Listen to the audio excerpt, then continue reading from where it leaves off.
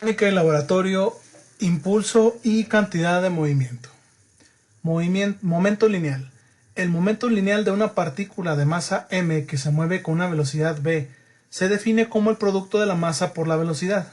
Entonces, la cantidad de movimiento o momento lineal ρ es igual a la masa por la velocidad de una partícula. Ahora, como la velocidad es un vector, entonces la cantidad de movimiento también es un vector. Se define el vector fuerza como la derivada del momento lineal respecto del tiempo. Entonces, la derivada del momento lineal es igual a la fuerza.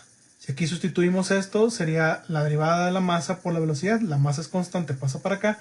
Y la derivada de la velocidad con respecto del tiempo sería la aceleración. Ahora, también de aquí vemos que si la cantidad de movimiento es constante, entonces no hay cambio en la cantidad de movimiento, tampoco hay fuerza. Entonces, cuando hay cambio en la cantidad de movimiento, entonces hay fuerza. Si despejamos la diferencial del momento lineal, podemos resolver de forma sencilla esta ecuación diferencial. Aquí tenemos nosotros la derivada, la diferencial de la cantidad de movimiento es igual a la fuerza por la diferencial de tiempo. Integramos en ambos lados y aquí tendremos nosotros el cambio en la cantidad de movimiento, sería la cantidad de movimiento final menos la cantidad de movimiento inicial, y eso nos da una fuerza impulsiva. Si en un escenario donde tenemos las partículas aisladas, si no hay fuerzas externas, esto va a ser cero. La cantidad de movimiento final va a ser igual a la cantidad de movimiento inicial y esto va a ser cero. Pero si la cantidad de movimiento final es mayor que la cantidad de movimiento inicial o son diferentes, nosotros vamos a tener una cantidad de movimiento por efecto de una fuerza impulsiva. A la izquierda tenemos la variación de la cantidad de movimiento y a la derecha tenemos la integral que se denomina impulso de la fuerza F en este intervalo de TI a TF. Entonces, para el momento en una dimensión, cuando una partícula se mueve bajo la acción de una fuerza F, la integral es el área sombreada bajo la curva fuerza-tiempo, tal y como se observa aquí. El impulso de una fuerza es esta área de la curva fuerza-tiempo. Entonces, si nosotros aplicamos una fuerza en un intervalo de tiempo amplio, va a ser esta área. Pero si queremos que se conserve esa área en un intervalo de tiempo menor, entonces la magnitud de la fuerza va a incrementarse. Si esto tiende a cero, es decir, que la cantidad de movimiento cambie de forma instantánea, nosotros vamos a tener una fuerza infinita. Entonces así nosotros vemos una definición muy abstracta de lo que es un impulso.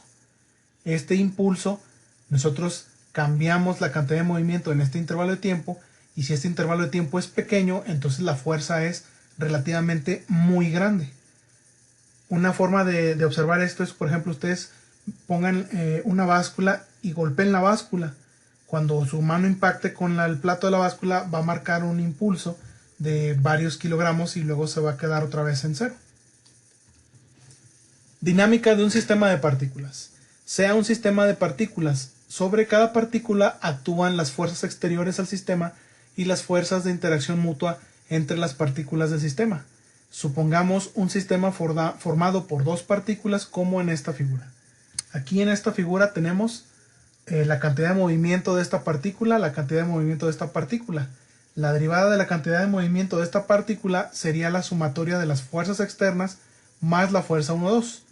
Y la derivada de la cantidad de movimiento de esta partícula sería igual a la sumatoria de las fuerzas externas de la partícula 2 más esta fuerza 2, 1, que esta fuerza es por efecto de atracción de las masas, según la ecuación de fuerza gravitacional universal. Entonces lo tendríamos algo como esto. La derivada de la cantidad de movimiento sería F1 más F1, 2. La derivada de la cantidad de movimiento de la partícula 2 sería F2 más F2, 1. Fuerzas de la partícula 1, fuerzas de la partícula 2. La fuerza total del sistema sería sumar todas estas fuerzas, entonces sumamos las derivadas de las cantidades de movimiento tanto de la partícula 1 como de la partícula 2. Ahora, como estas dos fuerzas, F1 y F2, son iguales y opuestas, se cancelan algebraicamente. Como la derivada es un operador lineal, la suma de las derivadas es igual a la derivada de la suma, así como está aquí. Entonces, la fuerza total del sistema sería la suma de las cantidades de movimiento. La fuerza total del sistema, derivamos la cantidad de movimiento total con respecto del tiempo y tendríamos la sumatoria de fuerzas. En otras palabras, la derivada de la cantidad de movimiento total con respecto del tiempo es igual a las fuerzas externas totales del sistema, en donde esta ecuación ρ sub t es el momento lineal total del sistema y Fx es la resultante de las fuerzas exteriores que actúan sobre el sistema de partículas. El movimiento del sistema de partículas viene determinado solamente por las fuerzas exteriores. Conservación del momento lineal. Ahora, consideremos dos partículas que pueden interactuar entre sí, pero que están aisladas de los alrededores, tal como se muestran en esta figura. Aquí no tenemos fuerzas externas, solamente existen las fuerzas por interacción de las masas. Aplicando la segunda ley de Newton, a cada una de las partículas tenemos lo siguiente. La derivada de la cantidad de movimiento de la partícula 1 es igual a la fuerza 1,2. Y la derivada de la cantidad de movimiento de la partícula 2 es igual a la fuerza 2,1. Sumamos nosotros estos dos para las fuerzas totales y como estas dos fuerzas se cancelan algebraicamente, entonces tenemos que la derivada de la cantidad de movimiento total es nula. Si nosotros hacemos este despeje de aquí, voy a hacerlo de esta forma. Si esto lo paso para acá, sería 0 de t. Integramos en ambos lados, entonces tendría yo que la sumatoria final de las fuerzas sería la integral de 0. Y la integral de 0 es una constante. Entonces, el principio de conservación del momento lineal afirma que el momento lineal del sistema de partículas permanece constante. Y es lo que les acabo de mostrar aquí. La integral de 0 de t es una constante, un vector constante. Entonces, la cantidad de movimiento total del sistema es una constante. Si el sistema es aislado, es decir, si no actúan fuerzas exteriores sobre las partículas del sistema. Entonces, de esta forma, al tener nosotros la constante, bueno, aquí faltaría ponerle que es constante, nosotros podemos suponer que la cantidad de movimiento final va a ser la misma que la cantidad de movimiento inicial. Por lo tanto, la cantidad de movimiento final menos la cantidad de movimiento inicial nos va a dar también 0, porque eso se mantiene constante. Esta sería la cantidad de movimiento total inicial y la cantidad de movimiento final total. Si permanece constante, entonces la suma de estos dos, bueno, la resta de estos dos sería 0. ¿A qué se define la cantidad inicial del movimiento total? Al momento lineal de la partícula 1 inicial más el momento lineal de la partícula 2 inicial. Tenemos la masa por la velocidad inicial, la masa de la partícula 2 por la velocidad inicial, y el momento final sería la masa por la velocidad final de la partícula 1, la masa 2 por la velocidad final de la partícula 2.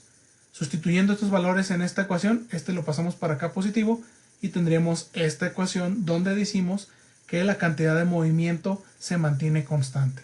Momento total inicial igual al momento total final. La cantidad de momento se mantiene constante en un sistema aislado donde no hay fuerzas exteriores actuando sobre las partículas. Y listo, en un próximo video vamos a hacer ejercicios.